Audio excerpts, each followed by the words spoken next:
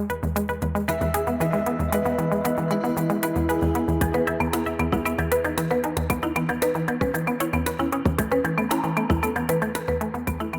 of the things that I'm most proud of is the fact that, through our team at Taylor Leonard Corporation and Kelly Leonard Consulting, we developed a strategy and trademarked a strategy called a B.O.O.S.T methodology, where we're helping business owners, entrepreneurs, job seekers to really understand how to maximize and leverage their use of LinkedIn to win new clients, to land their dream job, to connect with ideal peers, partners, prospects, et cetera. And you can see sort of the litany of different clients that we've supported through the years.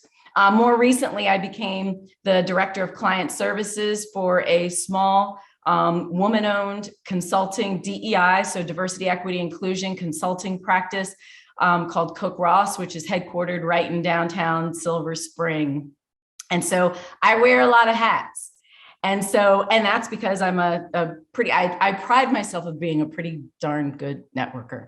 And so what we're going to do off the bat is we're going to, over our time together, define what networking is or what network is, because really I want to make sure that we're all speaking the same language as we are going through our time together. We're going to explore some benefits to you having a strong network. And then I'm going to share some tips, 5 tips to help you boost your network. So let's start by defining what is network. So it's a noun, it's a verb, right? The noun is it's a group or a system of interconnected people or things. So you have a network of people perhaps that you know. Networking as a verb is the interaction. So it's interacting with others to exchange information, to develop professional and social contacts, et cetera. So it's the act of building your network. And, it's brilliantly put by Christine Comerford Lynch here. Networking is marketing yourself, your uniqueness, and what you stand for. So keep that in mind. It's marketing, it's promoting yourself, your uniqueness, and what you stand for. Now, it's interesting because a lot of folks, what I wanted to do is really help you to understand why networking is important and why your network is super important, because I can talk until I'm blue in the face about why I love networking, but unless you see the value of investing in building your network, you're going to do nothing with this information. And so people will network for a myriad of reasons. So it can be personal, it can be relationship related. People will network for opportunities. If you're an entrepreneur, so perhaps you're looking for business. So you're trying to grow your pipeline of potential clients. If you're a student, it could be you're searching for a job or internships. Even if you're a professional searching for jobs and internships. But then also, some people are looking for investors and they might use their network in order to do that. Bottom line is you have a need, and that's why you network. So I wanted to give you some really practical examples. So this person, Wendy Lepwich, actually Wendy Walker, married name, is someone who I admire dearly. Wendy introduced me to this handsome fella. And those of you who know who this handsome fella is, that would happen to be my husband. So what did that result in? Marriage. Oh my gosh. But here's the thing. Not all network, because we're going to talk about social media as well. Not all social media sites are dating sites. So please don't know your market, know your purpose, all that good stuff. And so this was purely person-to-person network. Wendy and I, or Wendy was a mutual friend of myself and Jerome, and voila, there you have it. Another example here, my husband, Jerome, was in a position where he was serving as the chapter president for Rotary. Through his position as chapter president of the Rotary Club in Montgomery Village, he was introduced to, at the time, the CEO of Montgomery Community Media. He made an introduction to that individual, and it resulted in me having a television show. Now, keep in mind, if you were to scour my LinkedIn profile or look at my resume, you will see I have absolutely no experience in production, in media, in anchoring, in hosting, none of that. But because I was successful in building relationship with this individual, and it increased their confidence that I had the competence to be able to do something, it resulted in now more than 10 years in the making, a television program that I've been hosting. Third example, this gentleman, Jared Ricks, very dear friend of mine. Matter of fact, my banker who introduced me to Michael Leslie Amilcar. Then at that time, the CEO and new founder of Cook Ross, that then resulted in me finding out that, hey, she was looking for someone with a particular skill set, sent me the opportunity, sent me the job description. The job posting was like, hey, you have a huge network. Would you happen to know anyone who might be interested in this role? I read the job description. I was like, oh my gosh, I would be amazing for that role. And so I applied. So again, do you see the value in how so many different things, if I sort of rewind the course of my life, everything points back to another person. Things don't just happen. Opportunities, yes, may fall from the sky, but by and large, in order to compress the time that it takes for you to get your need filled, chances are there's going to be tremendous value in you investing time in getting to know, in building a network and then getting to know your network. Because the key to everything, it all comes down to the fact that people hire, people work with, people do business with people they know, like, and trust. And it's through networking that you'll then build this capacity or build this ability and brand to allow people to know, like, and trust you. Some really quick networking considerations, because you really want to make sure that you're entering this process in the right mindset. And so one of the things that you want to do is focus on the right people. Like, why are you networking? Why is it even of interest to you? Are you looking for a job? Are you looking for funding? Like, what are you looking for? And even more importantly, you always want to be in a position where you're looking for a mutually beneficial situation. So how do you put yourself in a position? Yes, you have a need, but chances are the person that you're expressing your need to also has a need. So how are you positioning yourself? How are you languaging the relationship such that the person understands how you might be able to fill that void and be there, the answer to the need that they actually might have? And you do this by really developing a really strong story. Because remember, if we point back to that quote, it talked about building and understanding and marketing, promoting your uniqueness. And a lot of that is going to come through storytelling, through you really sitting down and asking yourself, what is so special about me? Why would someone want to hire or do business with me? What value can I bring? You know, stay positive and upbeat, because it's really easy to get down about networking, especially for those of you who perhaps you consider yourself an introvert. I had a really interesting interview not too long ago on my podcast, and we were talking about networking. And statistically speaking, there have been studies that indicate that actually introverts make better networkers, because most introverts are not so much interested about talking about themselves as they are about just sort of sitting and listening and being observant, because they typically, for whatever reason, don't like talking about themselves. They don't want the spotlight on themselves. And so they're willing to redirect the spotlight to someone else. And most people, their favorite subject in the world to talk about is themselves, right? So if you're an introvert and you're shining a light on somebody else and asking them loads of questions, it puts you in a much better position to be able to then, when the moment is right for you to share your need, but to position your need in such a way where you're actually addressing the need of someone else. Be consistent. This is a marathon, not a sprint. I love next gen. I love millennials. I love Gen Z. I love you all. And there's a propensity for you all to approach things from a microwave perspective.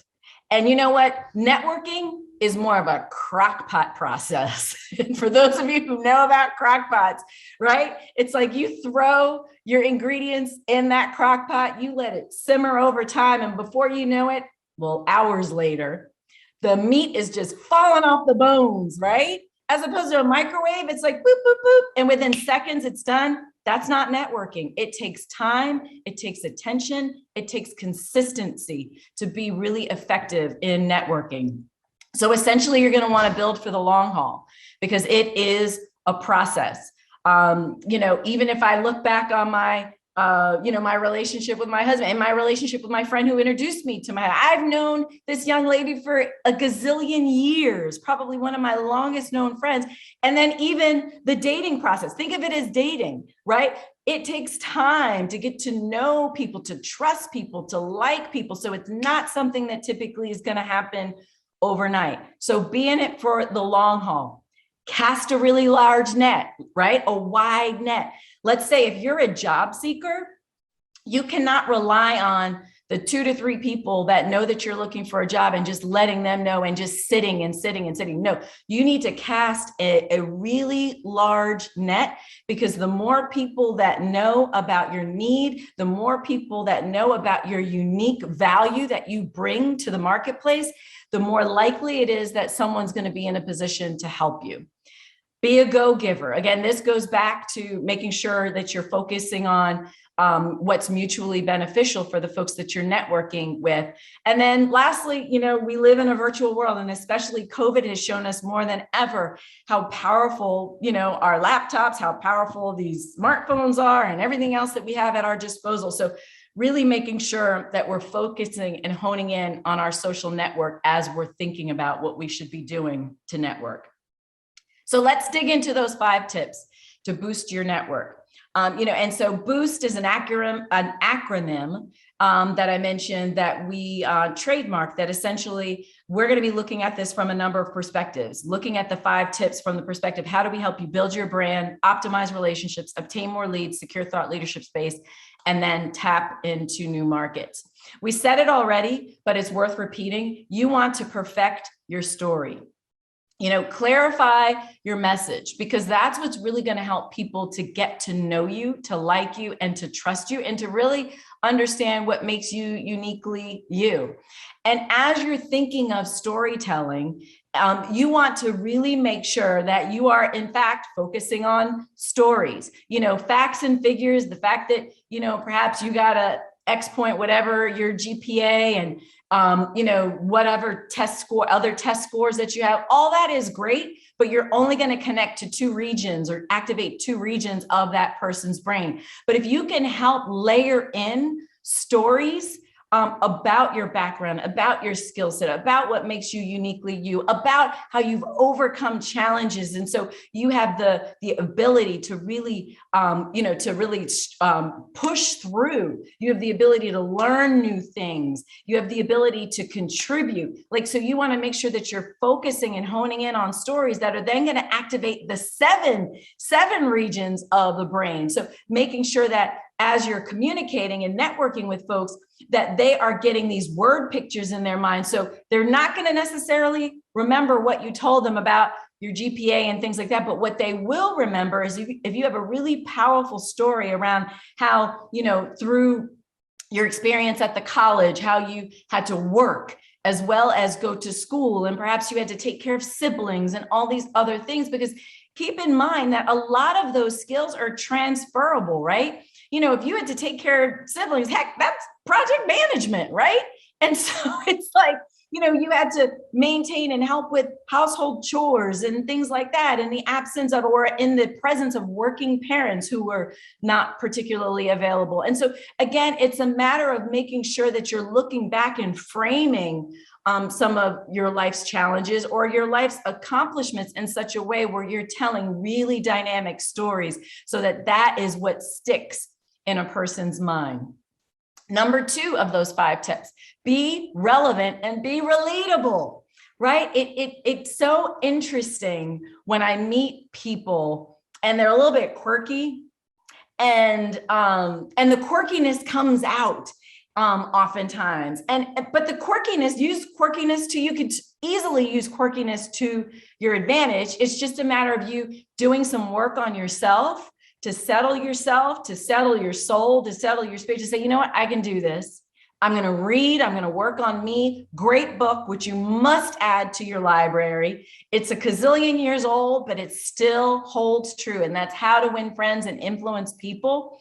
If you've never read that book before, make sure that you pick up that book and that you read it, because it will change your networking game dramatically. And so making sure that you're going into conversations, that you're uniquely and genuinely interested in other people, that you're making people feel important and appreciated. So giving them your undivided attention when they're sharing information, that you're remembering their names, right? And or just apologizing when you can't remember people's names. I tell you what, I run into or I bump into people all the time. And because I've trained a lot of people and I'm pretty active here in Montgomery County, it hurts my heart when I can't remember people's names. But you know what? I will be the first to admit, oh my gosh, I'm so sorry. What did you say your name is? Or where did we meet again? Because here's the thing. Oftentimes you'll run into people, you'll bump into them, and it's not in the same context. And so you're like, wait, I think I know that person, but I'm not sure that I do. And egads, when you add masks to the equation, I had somebody walk up to me recently in, I think it was Target, and was like, oh my gosh, Mrs. Leonard. And I was like, I can't even see half of it. All I can see is your eyes right now. And so again, so part of what I would suggest you even consider doing is when you see someone who perhaps you don't know them really personally or intimately, where they would, you've met them so many times that they should remember that, give them the benefit of the doubt by saying, oh my gosh, hi, Ms. Leonard, you may not remember me, but I'm so-and-so, because what that does is it takes the discomfort away from that other person as well. Because I tell you, there's nothing more uncomfortable and nothing more unsettling for me. My children will tell you, or my young adult children that or kids that I birthed. I don't even like to say kids because they're young adults. The young adults that I birthed will tell you that I come home and it eats me up when I cannot remember someone's name, and I sit and I stew over it. And so help us to help you when you see someone in public and you've met them, but you're not sure if they remember your name. Go ahead and just reintroduce yourself, because again, it's a great way to show that you have that awareness as well to say, hey, let me reintroduce myself to you. Be upbeat and be likable. You know what? Grumpy is not I know it's not cool. How many times do you take a picture and it's like, it's not cool to smile anymore? But you know what? When you're networking, it helps to smile a lot, because you'd be amazed. And even behind a mask, right? Like when you're smiling, people can see if you have smiling eyes. And so make sure that you smile a lot, because it will put you in a much better position. People want to be around people who light up a room, not folks who dim a room. So you want to make sure that you're one of those people that's really aware of the atmosphere, of the temperature that you're sitting as you enter spaces, whether they're virtual or in person. So here's a good time for another quote. The single greatest people skill is a highly developed and authentic interest in other people. So keep that in mind, right? So you want to make sure, people call them soft skills all the time. I call them success skills, because they are not soft, they are success. You want to set yourself apart from other people, from your peers and other folks. Make sure you develop an authentic interest in other people. So let's move to number 3 of the 5 tips. Complete and or clean up your social footprint. And then I have the big warning sign, right? All social media platforms are not created equally. And you know what? It dawned on me after I was reviewing my slides this morning. I was like, ooh, I don't have the TikTok emblem on here. I hope I don't, show for like the folks on that they turn their brains off because they're like, she doesn't have TikTok. You know what? I know TikTok exists. But here's the thing. I want to encourage you all to make sure you take time not only to establish a professional presence on LinkedIn, but you look back at your other social media platforms and consider cleaning them up. For those where you have the ability to make your accounts private, make them private. I know part of your desire is to be available and have a gazillion followers because you want to be the next YouTube star, but here's the thing. Employers, hiring managers, recruiters look at that information.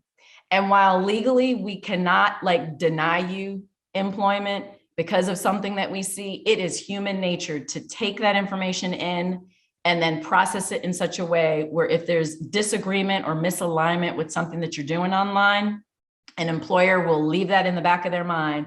And again, they won't perhaps articulate or verbalize what they saw, but it's going to be in the back of their mind. And so, oftentimes the pushback that I get from Gen Zers and millennials is, but you're taking away my freedom of speech. And I'm like, but you know what? While you're enjoying your freedom of speech, you're also perhaps teetering on freedom of unemployment. And so you want to make sure that you're in a position where you're like, you know what, what's more important to me? Is it landing that internship? Is it getting that job? Or is it that I just want to just sort of be free and express myself? Again, nothing wrong with either of those, but just be mindful of the just what the outcomes may be, the consequences may be. Now, I also want to make sure that I point out that not all social media platforms are created equally. LinkedIn is sort of in a category by itself in that it is purely professional.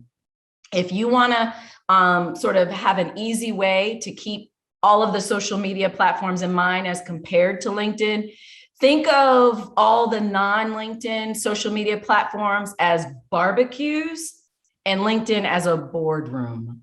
So there are things that you would say and do at a barbecue that you would dare not do in a boardroom, or at least I hope you would not dare do in a boardroom. And there's also things that perhaps you might do in a boardroom that if you do too much at a barbecue, you're not going to be invited to the barbecue, right? How many of us have those folks who, especially those of us who are up in age, where it's like all folks want to talk about is business, business, business. And it's like, oh my gosh, I'm just trying to enjoy my hot dog right now. Like, do you have to talk about business right now? I just want to recreate right now. And so again, there's different time and space for each one, but the easiest way to keep them separated is to think of LinkedIn as boardroom, all the others as barbecue. So why is LinkedIn important? It's because currently there are over 6 million open jobs on LinkedIn. And with COVID, so many employers are not requiring that you relocate. And so you could stay right here in the DMV and perhaps work for a global organization. And so it opens up tremendous opportunity to you. And so that bottom line is one of the most important reasons is because of most recruiters, most hiring managers exclusively will post jobs on LinkedIn. And many of them will exclusively only use LinkedIn as the platform by which they're identifying what we call passive talent. So these are folks who are perhaps business professionals, or they are students who maybe aren't necessarily looking for jobs, but because the recruiters are putting in certain keywords that then cause your profile to pop up, that then causes them to perhaps engage in a conversation with you. But it's not just important enough for you to be on LinkedIn. You want to really make sure that in this process, you are asking yourself, is your LinkedIn profile alive? In other words, is your profile accurate? Is it locatable? Is it impactful? Is it value-based? And is it engaging? If you can answer yes to all those things, kudos to you. And what I want to do is just sort of dig into, at a very high level, what does being alive inside of LinkedIn look like when we focus solely on your profile header? Because that's where really it all begins, is your profile header. Because that is where the lion's share of people, that's where their eyes are going to be directed, at least initially. And you want to make sure that your profile header at least is intriguing enough and impactful enough where it causes someone to want to read the body of your profile. So in the interest of time, I'm going to focus on your header and specifically on 6 particular sections inside of your profile header. And part of what you're going to want to do is to sort of double check the strength of your digital footprint with an emphasis on your profile header. So the first item that we have here is your graphic banner. That's the picture directly behind your profile headshot. And LinkedIn gives you the ability to customize that area with some sort of picture. Now, think back, remember how I told you that you want to build a story and not necessarily share facts as you're sharing sort of what's unique about you? This is where you will draw in that additional element of the brain, right? And so by having a picture, because we are very visual creatures, that's going to help a person understand right off the bat more about you potentially. If you have, like, let's say your background, or you're pursuing careers in cyber, you might have some sort of graphic that specifically has some sort of IT or cyber related graphic that's going to help a person to understand, if they read nothing more about you, that, oh, this person has something to do with technology. If perhaps you're going into education, maybe it's a picture of students or a classroom or something along those lines. If you're a nursing student, maybe it's some sort of healthcare setting that you have. So again, it's not necessarily going to tell the full story about the industry or the work that you do, but at least it's going to help a person make some immediate assumptions around your background. Now, mine, you really can't pick up a whole lot from mine, but I'm in a different place when it comes to networking. The story really tells itself after you read more about my profile. It lends itself better. And so that's area one, is your graphic banner. Number two is your headshot. You want to make sure that your headshot is a professional picture. And now I'm not sort of suggesting that you spend a lot of money having a professional photographer. I mean, with our mobile phones now, they take extraordinary pictures. What I am suggesting, however, is that it shouldn't be a picture of you and maybe the background is you're at, I don't know, a fraternity party or something like that. It should just be a picture of you alone, not a great picture of your face, and then somebody's hand is cropped out because it was a great picture of you and your girlfriend, boyfriend, partner, and now you've cropped them out, but it's you and a hand, because that is just creepy. And so you want to make sure that you have your graphic banner. The other area, your cover story, is something newer, a newer addition to LinkedIn. I want to encourage everyone to take a moment to download the LinkedIn app, because by having that app on your phone, you have the ability to then record what's called a cover story. And that's a 30-second infomercial, if you will, that you can record in your own voice, that gives the listener more information about your background, your interests, things like that. But it gives you an opportunity to allow the words to lift off of the paper, because, on paper, I can read about you, but I want to hear about you. So this is where you can also share information about that unique story that I encouraged you to be pulling together. Section 3 is the pronunciation and pronouns. Again, this is another reason why it's important to have the app on your phone, is because through the app, you have the ability to record in your own voice the correct pronunciation of your name, which is super important, because so many of us have uniquely pronounced names, and nothing is more, what I, as a hiring manager or just as a connector or networker, while I typically, if the name isn't recorded, I just say, hey, hi, and I attempt to pronounce their name. Or I'll say, before we even get started, can I ask you to just pronounce your name? Because I want to make sure that I'm pronouncing it correctly. And then I typically will repeat it back like 2 to 3 times until I get their buy-in to say, yes, you're correcting it, or you're pronouncing it correctly.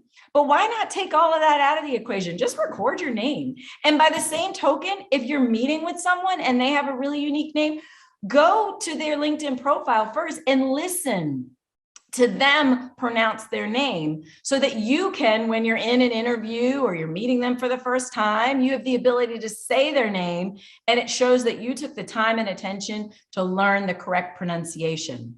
Pronouns.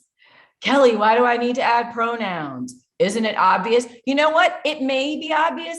I don't know. But here's the thing. In the spirit of inclusivity, you want to show that you are mindful of the fact that you don't want to assume that you know other people's preferred pronouns. And so you want to make sure that by showing your pronouns, that you are mindful of the fact that, you know what, I want to know because I care about you. I want to see you and experience you as you desire for me to see you and experience you. And so in order for us to communicate that, we need to have our pronouns. So make sure that you take the time to update your pronouns on LinkedIn. You do have the ability to select your pronouns based on a drop down, but LinkedIn also allows you to customize your pronouns. So if you don't see ones that are specific to how you desire to be referred, then you can go in and actually customize the pronouns to your desired liking.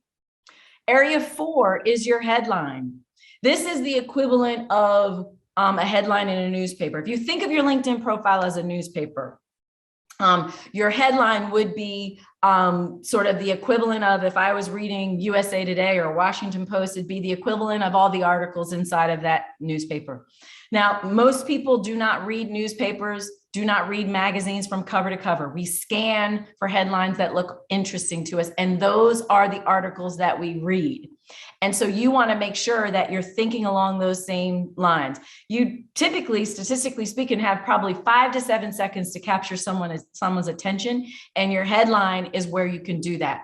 So if you don't tell it to do anything differently, LinkedIn is going to pre-populate your headline with your title and your organization name, which is boring. And so you want to make sure that you are customizing it to, again, think back to that story.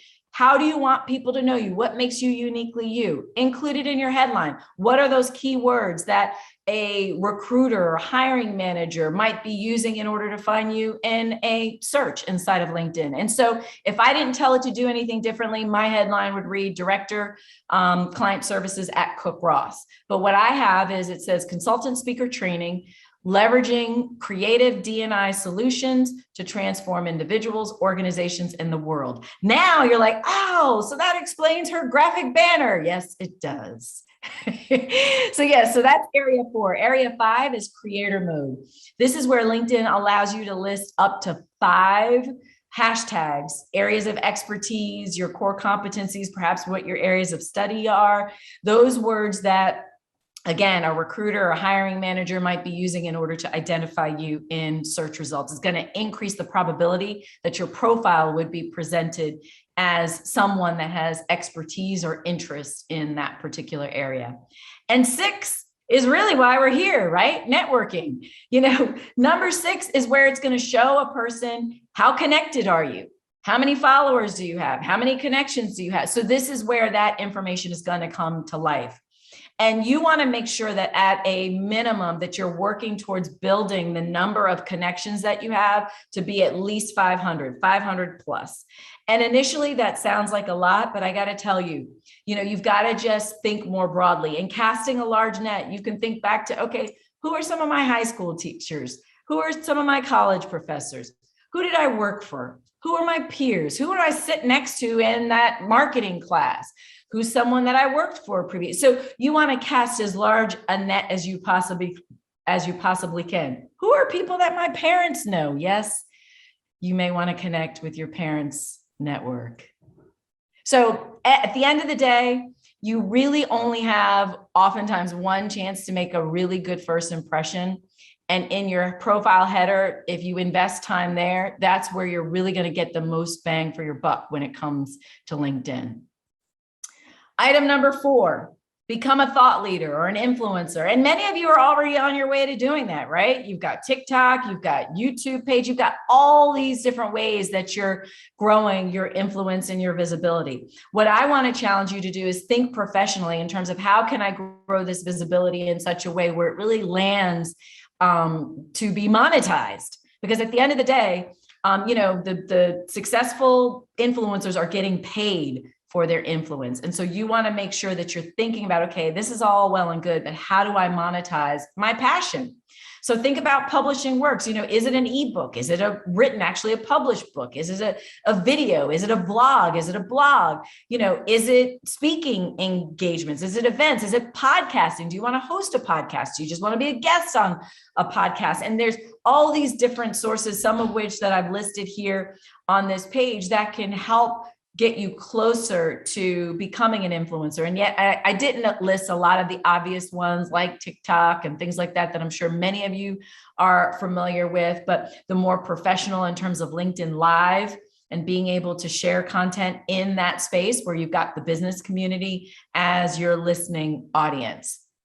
And then finally, number 5 is get good at networking and connecting with people, right? So, because of COVID, there aren't as many in-person events, but most in-person events have converted to virtual events. And so searching on Eventbrite, searching on Meetup to find people, whether it's events that are specific to your industry, and searching on Eventbrite or Meetup to find areas of interest. Like, let's say, I don't know, you love to ride bikes or you're an avid tennis player. Why not go out on Meetup and find other social groups? Because oftentimes that's where, if you think of the golf course, that's where business is done, right? So just think of where you can, in these communities, build social relationship, but then also converting that social into business relationship. Because again, people do business with people they know, like, and trust. While they might initially meet you in a social setting, there's always an opportunity to sprinkle business in there, or vice versa. So commit to events. Again, know your audience, think strategically, always be prepared. So again, this goes back to knowing what that story is and what makes you uniquely you, so that you can always be in a position to share why it is that someone should want to connect with you. The fortune is in the follow-up. You don't want to, because you're looking at this from the long game, you want to always be in a position where you're thinking of, okay, strategically, how do I keep this relationship going? Okay, I remember that this person has a birthday or a wedding anniversary or a work anniversary. Let me ping them. Oh my goodness, it's the holiday season. Or it's year end, or it's quarter end. Let me just touch base with this person and find out how they're doing and what's going on in their world. And so making sure that you're in a position where you are constantly staying in touch, that you're following up, that you're connecting both online and offline with people. I will say, in connecting with people, here's a big warning. And look, if you've already done this, because I know some folks, they beat you to the punch, right? There may be folks who are already in my LinkedIn sending me requests to connect, and they've done it generically.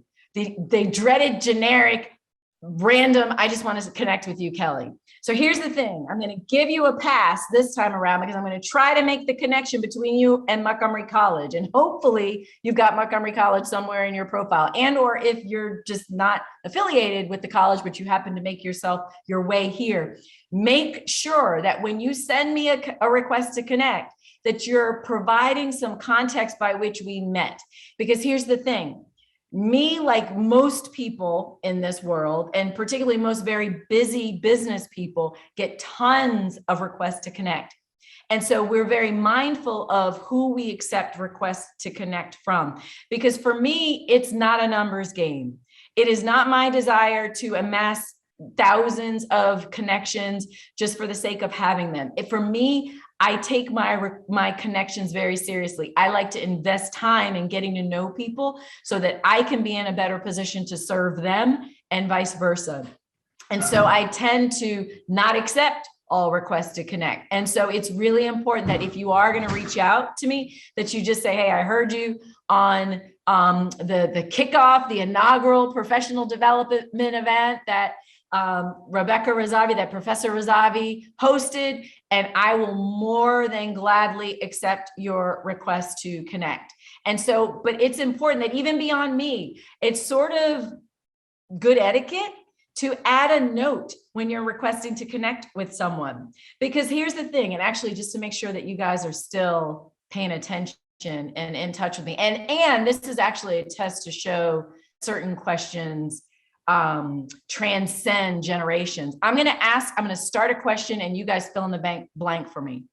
My parents taught me never to talk to. My parents taught me never to talk to. Put it in the chat. Strangers, right? I don't care what year you were born. I don't care what country you were born in. We were all told never to talk to strangers. But here's the thing, we're in LinkedIn where there's 500 million plus strangers, and we are one of them. And we're sending these random requests to connect. And we're sad when people don't accept our request to connect. But here's the thing, you're a stranger. Why should I accept your request to connect?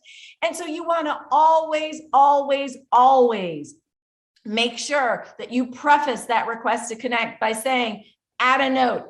Hey, Kelly, I saw you here, or you may not remember me, but we met years ago, and here's the context, or hey, we met at this job fair, or hey, we've never met, but I see that you're connected to my professor and I would love to connect with you. And so always try to give some context, some rationale behind why you're trying to connect with this person, because it will serve you well in the long run. So because we're in school, there's always homework, right?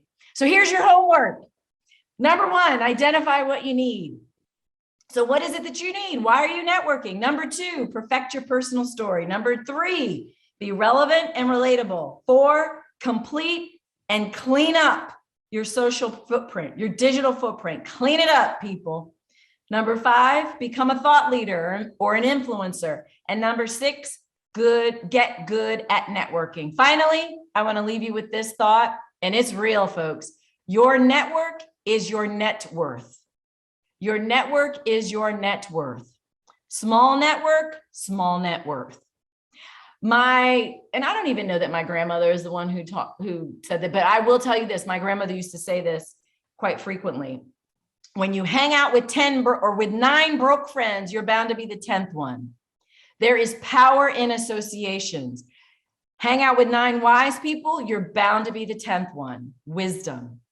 So hang out with the right people so that they can take you to the right places. And with that, questions.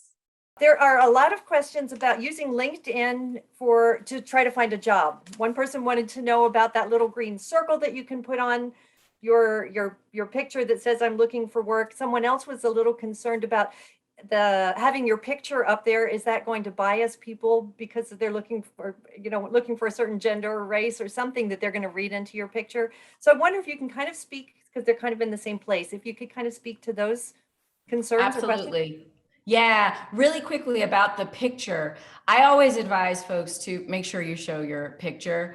And that is primarily to your point around bias. The fact of the matter is I would much rather not waste my time or the person's time if they're so biased where they're like, not interested because I have this prejudice or what have you. I would rather us compress the time to get to know rather than me invest time and we sort of play this song and dance only to find out when we get to the interview or the phone screen and they see me on screen are like, I had no idea. Well, no, you knew. So that would be my advice with regard to that. In terms of I'm looking for work, I'm a big fan of that. Now, I do understand there are some people, if you are currently working, for example, it may put you in at risk if you are advertising that, hey, I'm open to work, because if you're currently gainfully employed and your employer sees that, it may be like, that's interesting because I didn't know you were unhappy. But if you are, in fact, in a position where you are open to work, then absolutely change your frame so that it does look open to work. Okay, those are great. There are some other questions that just came in that I think are really interesting ones. The idea about, you talked a lot about social media. And some of us have multiple, identities on social media and others do not. Do you see any problem with not being on, say, Facebook or Twitter or some of the other, or is it better to be on them? So here's the thing, at the end of the day, you need to do what's most comfortable for you. I know for me personally, I've gone on to each one of those platforms knowing what my goal is. And so on Facebook, you're going to see pictures of me, my family, etc. And so it's more pure socially. Every now and then I will put information on Facebook that's relevant to business, as opposed to on LinkedIn, you're never going to see anything about my family. And so, unless of course, it's something work related. And so I would just say, for purposes of business, I will say that the business community, if you're not on LinkedIn, it is kind of looked at like, why are you not on LinkedIn? What are you either hiding? And keep in mind, there are certain industries, professions where they can't have any social media presence. And I know there are certain people who perhaps you've been a victim of identity theft or other things where you're like, you know what, I just don't want to deal with any of this. And that's understandable. But yeah, I would say of all the social media platforms, LinkedIn is, from a professional perspective, the one in which if you're going to invest in any social media platform from a professional perspective, let it be LinkedIn. That sounds good. I wonder if you, because you have been doing these workshops a lot and worked with a lot of different people, have noticed any mistakes that people make? If there are things that really you want to make sure you don't do, either on social media or in networking in general? Yeah, there's a couple of things. Like I know on LinkedIn specific, there's certain content areas that you want to try to avoid. And especially now, we are at such a, like, we are such a segmented community world and different worldviews and things like that. And so my guidance is that, maybe Twitter is where you get the where you are passionate about, perhaps it's political or other areas that typically are things that you wouldn't maybe necessarily, that isn't appropriate business talk. And use LinkedIn to really just focus in on business related conversation. Because here's the thing, even if you just simply like something or you comment on something, oftentimes that could be, the assumption could be that you're co-signing or you're in agreement with what's being said. And that again may be read by a recruiter or hiring manager, and it may cause them to think differently about you. And so again, and I'm not trying to stymie folks' freedom of speech and things like that, but at the end of the day, if you're going to try to best position yourself to at least get the job first, maybe you get the job and then you're in a position where you're going to share more freely. But it's just be mindful of how you might be showing up in a way that it would cause someone to draw their own assumption about you. Yeah, I think that's great advice. It's and sometimes we forget that we're porous, right? That things are out there to be seen.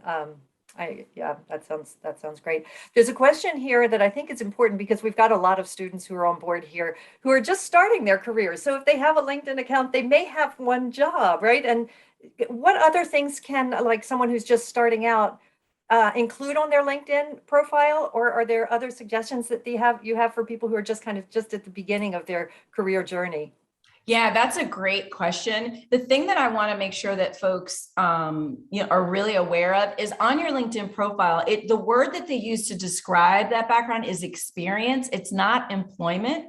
And so be mindful of the fact that you want to think beyond jobs when you're populating that section, because you may have served as a volunteer, you may have been or led clubs, you may have some nonprofit work or different things that you may be involved in. So much of what you may do in those organizations or have done historically is a transferable skill. And so you want to make sure that you're not marginalizing the fact that you have developed some really strong success skills that can translate well in other environments. Even when I look at, like, my daughter, for example, has her babysitting experience. And because it's like, okay, well, you managed a house, again, project management. And especially it's like, okay, all the kids were under 5 kids under like 5 years old. Fancy that. And so it's like, okay, I have the ability to juggle multiple tasks. I have the ability to project management. So don't think very broadly about your experience. Don't be so focused in on employment or W-2 work as much as it is looking broadly at volunteer experience, nonprofit experience, clubs and other activities that you were involved in high school, even your, restaurant, those first jobs where it may be restaurant or retail. Again, you can't be in restaurant and retail and not have developed some customer service or conflict management type of skills. And so it's really just a matter of thinking uniquely of what value did I bring in those spaces? What was I exposed to? And how can that translate into experience inside of my LinkedIn profile? Okay, that's great advice. And I'm sure it takes some wordsmithing so that we aren't right. So absolutely. in your network, you should always have somebody who's a wordsmith who can look over your shoulder and say, you may want to say that a little differently. Yeah, but and even then, Rebecca, maybe it's you barter with a fellow student who's a communications major, right? It's like, let me think about who's available, who's around me that, and then maybe it's the communication. I'm a marketing person. I'm a communication person. Oh, together, Wonder Twin powers activate. Like, how can we help one another get through this together? Exactly. And if you're a communications person who's helping your fellow students work on their LinkedIn profile, you're developing a skill that then should be, right? That is something that you need Boom. to be able to do. Yes. Oh, there's so much Absolutely. synergy. It's like, oh, it's wonderful. Thank you so much, Kelly. And My thanks pleasure. Thank you.